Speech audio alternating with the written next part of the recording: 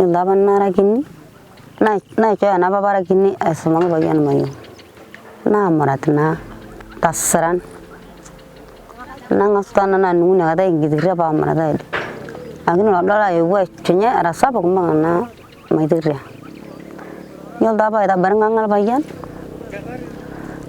na ta gundi ni na jinga na ngari ipe na ngaso to na dum shida de na me ga ligitana.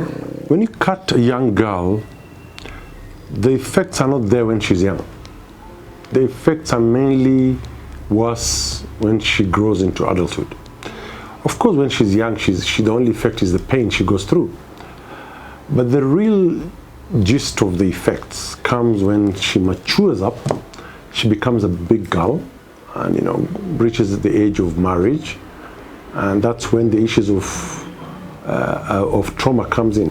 In the type of female genital mutilation called type 3, which is FGM with infibulation, where they sew the entire genital and leave a little pinhole area for menstrual blood to come, they get pain during menstruation because blood collects behind, so it doesn't come out easily. So they get pain and they get frequent infections as well. But the worst bit is, even after she has had her first contact with a man and few drops of sperms have gone through there and she conceives a baby,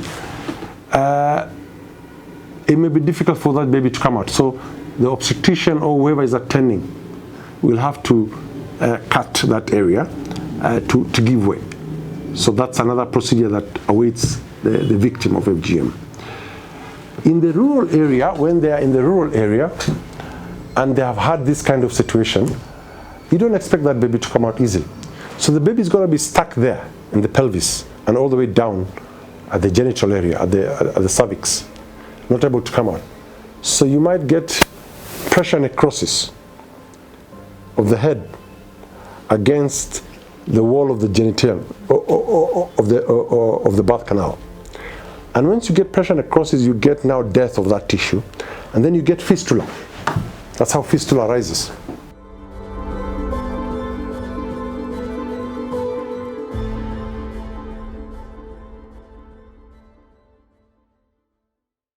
We need to create safe spaces whereby women can be able to share their stories, women can be able to speak openly about what happened to them, which is also part of a healing process for them as survivors of FGM. But at the same time, their stories can be able to compel men to be able to speak up against this fight, because we know that the silence of men in the fight against FGM is deemed as a way of supporting the vice. And in most of the societies, though the men are against the vice, they do not tend to speak against it, which compels the women to continue doing this practice. The love of a mother should never see a child suffering or a child going through the pain that you went through yourself. Why would you want your daughter to go through the same pain? So as a mother who is cut, you should not cut your daughter.